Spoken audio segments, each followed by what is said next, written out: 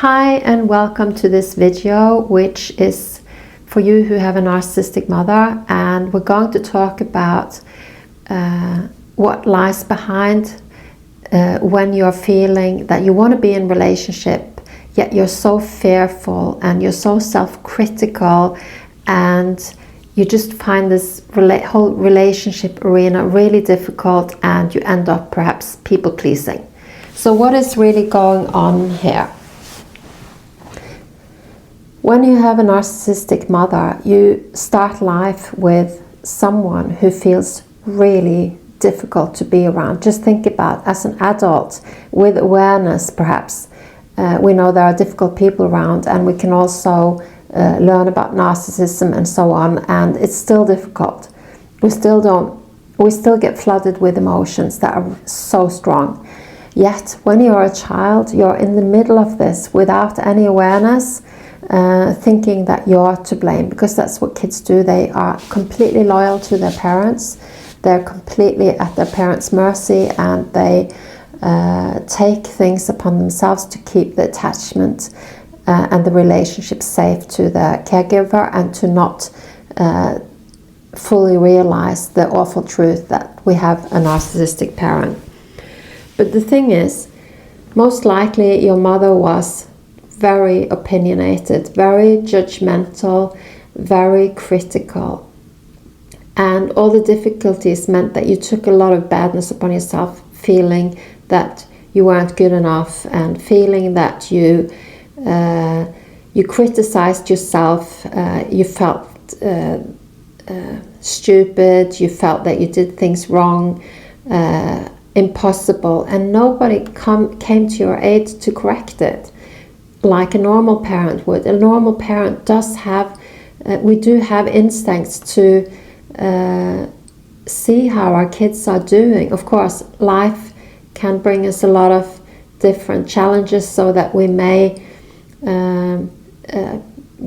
be occupied elsewhere or with other things. It's not always smooth sailing, but in this case, you have a mother consistently critical, consistently not seeing you, consistently dismissing you, and you end up consistently feeling highly self-critical and internalizing your mother into an inner critic. So you grow up with an inner critic that is really harsh and really judgmental of yourself, and doesn't at all think that you are good enough.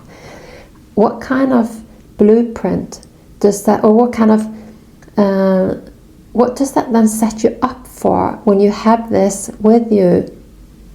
You're not aware of the entire, how this actually formed, but you feel bad about yourself in relationship. Probably also with your mother, you ended up having to be how she wanted you to be, do what she wanted you to do, and try to avoid things that would upset her, and to become very reading her mood and so on, become very sensitive and empathic. And the thing is, the mold that we are molded into as kids is the mold that we take with us into our lives.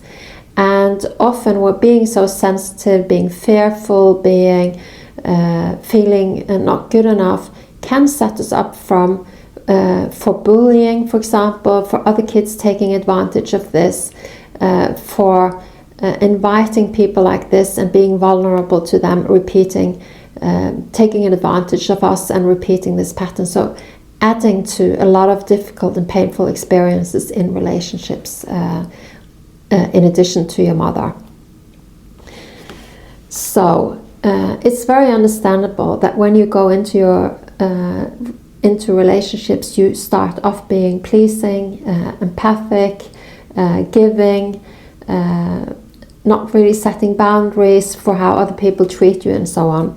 But the problem with this is as well is that you maybe invite a certain type of people who want to be takers, who want to take advantage of this, who are not looking for proper committed relationships where we both give and share on both sides. So you may attract a certain kind of person who doesn't have your best interest at heart.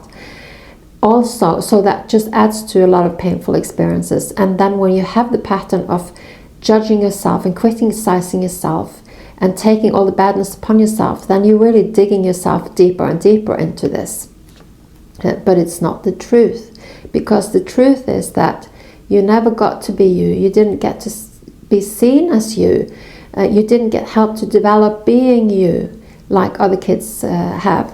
And therefore, you also don't, perhaps you don't know yourself so well, and also you've learned to protect yourself in relationship with your mother, being a pleaser, being a giver, and so on, and actually taking a very, not a balanced, but a very imbalanced stance in relationships. So what does that mean? You know, if you are a person who is actually genuinely wanting a healthy dynamic and healthy relationship, it's not so interesting to be with someone who is so dysfunctional on the other side. That's the truth of it. It's because there's too much dysfunction. You know, if you're empathic and you want to have balanced, good relationships, you want to be on the give and take. You want to have balances. You want to share. You want to listen. You want to have that balance. And when somebody starts just pleasing you because of their old pattern, it doesn't invite respect. It doesn't invite balance. It doesn't, in fact, when somebody is so polarized in their way of being, usually there is a big pull on the other side to stepping into that more taking abusive role. And perhaps you don't want to be part of it, so you see it and then you leave and you go and find someone else to be around. But these people who are genuinely good people are there. They are there, but it starts with you becoming aware of yourself and changing your dynamic with yourself. When you are pleasing, you're not being genuine. You're being a pleaser. So you're not sharing who you truly are. And as a therapist, I know how it feels to be on, I'm sure you know, we know what it feels like to be on the other side of someone who isn't genuine. It means that there isn't a true connection, there isn't a true sharing, there isn't a true intimacy, and it gets dull and it gets boring, it gets disconnected. It doesn't give the vulnerable, heartfelt exchange.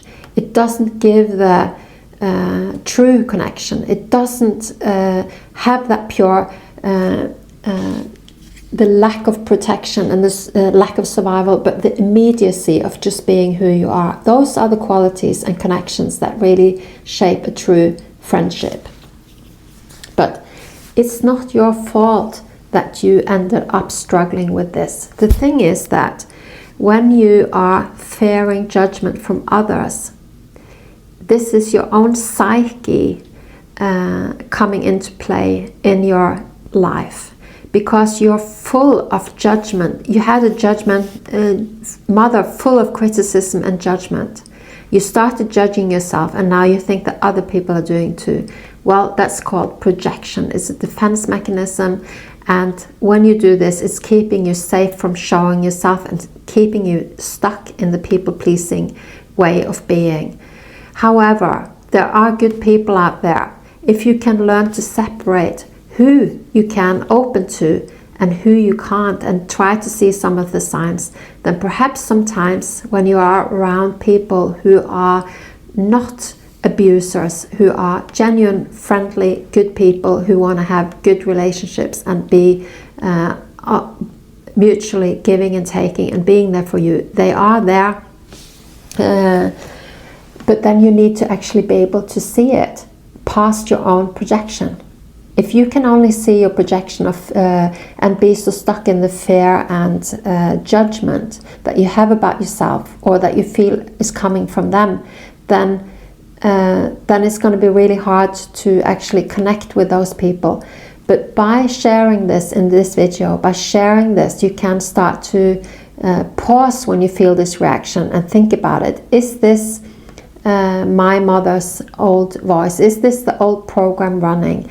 Have these people actually shown me that they are one-sided and that they are actually takers? Or have they given me the signals that they are genuine and want to connect with me? Because if that's the case, then it would be so good if you could pause for a moment, choose to see this as a projection, as your old trauma coming up in the here and now, and take the chance of connecting from a more truthful place. Take a small step. Don't take a big step, because if you take a big step and the other person is actually a taker, then you lose. But if you take a small step and you test the waters a little bit over some time, then you might actually start on a different path to healing relationships. If you're going to self-protect, project and self-protect, then you are stuck in your patterns. You need to be able to discern when people are actually there who are other people than the people that you've had who are traumatizing you. I hope that this has been helpful, and if it has, I also have actually a quiz that you can get, a self-invalidation quiz. If you don't have that, that means that you can get it and see if you also do carry on patterns that your mother installed in you of dismissing yourself, and then when you become aware, you can free yourself. So that's there's a link to that in the description of this video. You're very welcome to that. And if this resonated with you, please subscribe, like or comment, and I love that, and I hope to see you again, because if you subscribe I get to see you again. Okay, all the best to you. Bye bye.